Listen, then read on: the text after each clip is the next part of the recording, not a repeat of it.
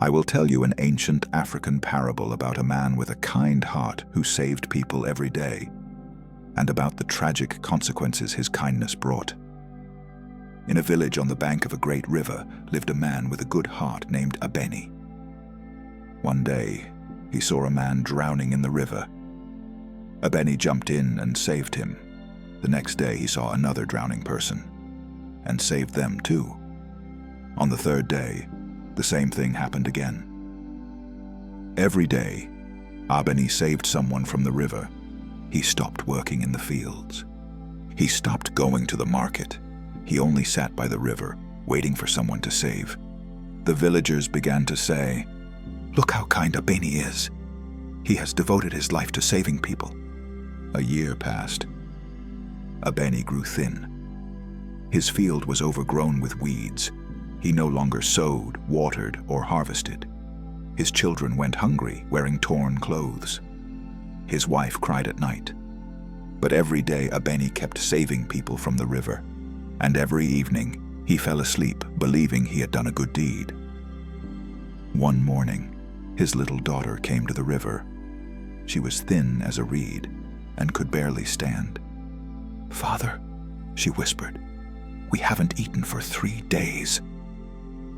"Go home, my child," Abeni said, without taking his eyes off the river. "Can't you see I'm busy with something important? I'm saving people." At that moment, a young man fell into the river. Abeni rushed to save him, pulled him ashore. The young man stood up, laughed, and said, "Thanks, Abeni. I jumped in on purpose, so my friends could see you save me. Now I've got a story to tell."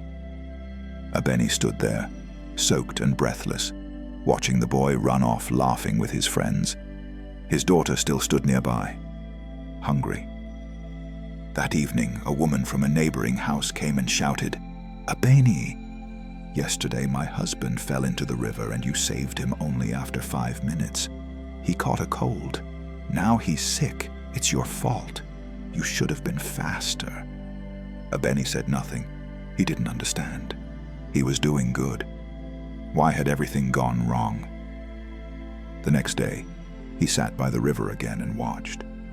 A child played dangerously close to the water's edge. Abeni called to the child's mother. "Why aren't you watching your son? He might fall in." "Why should I?" she answered calmly. "You're here. You'll save him." Abeni saw several men crossing the river at the most dangerous spot, even though there was a safe ford nearby. "Why are you crossing there?" he shouted. "It's shorter this way," they replied. "And if something happens, you're here." At that moment, one of them slipped and fell into the water, screaming. Abeni rushed to save him, dragged him out. The man didn't even thank him, just grumbled about how cold the water was. Nearby stood a group of people simply watching. No one jumped in to help. No one even reached out a hand. "Why didn't you help?" Abeni cried. "Why should we?" They shrugged. "That's your job." Abeni slowly walked out of the water. His hands were trembling. And suddenly, he understood. People had forgotten how to swim. Parents no longer taught their children to be careful near the water. Why bother when Abeni would save them? People stopped helping one another. Why should they, when Abeni was there? They had become careless, lazy, and entitled. Meanwhile, his own children were starving. His field was dead. His wife was crying. He was saving strangers and destroying his own. That evening, an old woman came to him, the mother of the village. She sat beside him. "Abeni," she said softly, "look at your field." He looked. Weeds waist high. The ground cracked and dry. Nothing grew. "This field could have fed your family, and 10 more, said the old woman. "But you chose to save the drowning. Tell me, how many people have you saved this year?" "Hundreds," whispered Abeni. "And how many of them were truly drowning?" Abeni was silent. "Half of them could swim," the old woman continued. They only cried for help because they knew you would come. A quarter fell in through their own foolishness, drunk, careless, even on purpose, and you saved them again and again. They never learned. Why should they when Abeni will save them? She took a handful of dry earth from his field. And while you were saving those who could have saved themselves, your field was dying. Your daughter is starving. Soon she will be too weak. One day she will fall into the river. Who will save her then? You?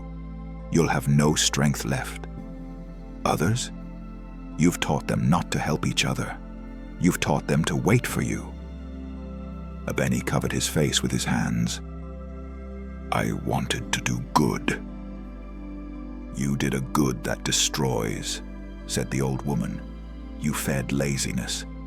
You bred helplessness. You turned strong people into weak ones. And worst of all, you destroyed your own home for the sake of strangers who never even needed you. She stood up. Tomorrow, go to your field. Work. And when someone cries out from the river, don't run immediately. Shout to them. Swim yourself. I know you can. If they truly can't, then save them. But if they can, let them swim. Let them remember they have arms and legs. Let them grow strong. But people will be angry with me, cried Abeni. Let them, said the old woman. Right now they love you, but they've become weak and cruel. Better they hate you and learn to save themselves. That is what true goodness means.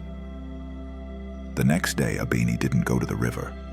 He woke early and looked at his field, weeds up to his waist, soil hard as stone. One man alone could never manage it. He needed help. Abeni went through the village.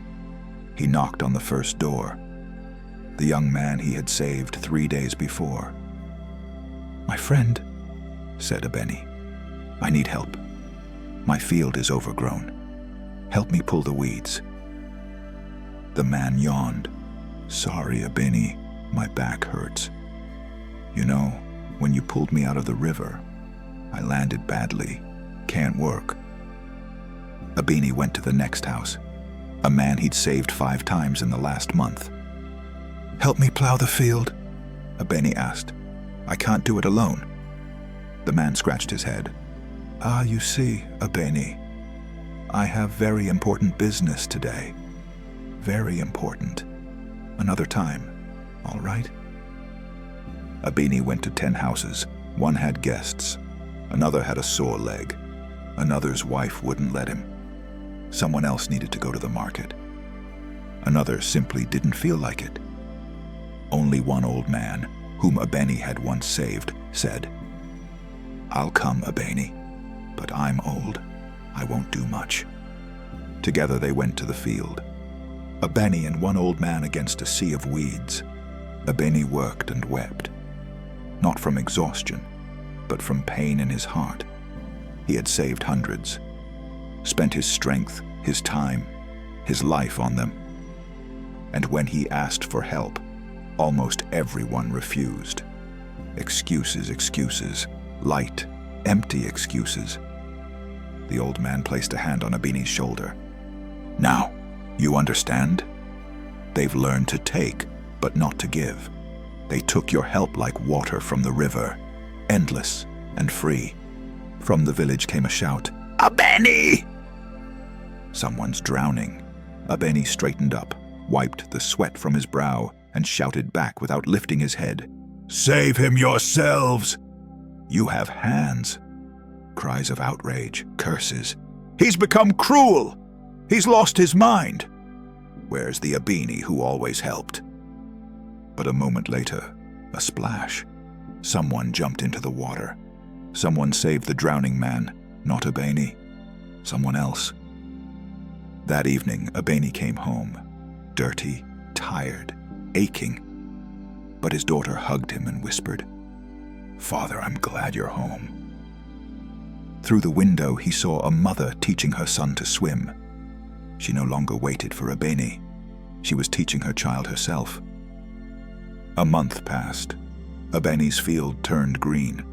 3 months later, he harvested his first crop. His children smiled again. His wife sang. And by the river, people learned once more to help each other. They became careful again. They learned to swim again. One day, a little boy truly fell into the river. He couldn't swim and was really drowning. Abeni was working in the field. He heard the cry, saw the child. He ran, jumped into the river, and saved him. The boy's mother wept with gratitude. "Thank you, Abeni. You saved my son." And in her words was true gratitude, not expectation, not demand. Gratitude. Abeni understood. This is real goodness, when you save the one who truly needs saving. The old woman stood nearby, watching. She smiled and slowly walked away. The ancestors used to say, "Do not carry on your back the one who can walk. He will forget his legs, and your back will break." Abeni learned to see the difference between kindness that heals and kindness that destroys, between help that strengthens and help that weakens. Sometimes the kindest thing is to step aside and let a person stand up on their own, even if they curse you, even if it hurts, even if it would be easier to reach out your hand. Because true goodness is not to spare someone from pain, but to help them find the strength to go through it. Do good, but remember, goodness must have boundaries, the boundary of your field, the limit of your strength, the line between helping and destroying. Do not save those who can save themselves. Do not feed those who can work. Do not destroy your family for the sake of strangers. Do not turn strong people into weak ones. If you liked this story, please support it with a like, a subscription, or a comment.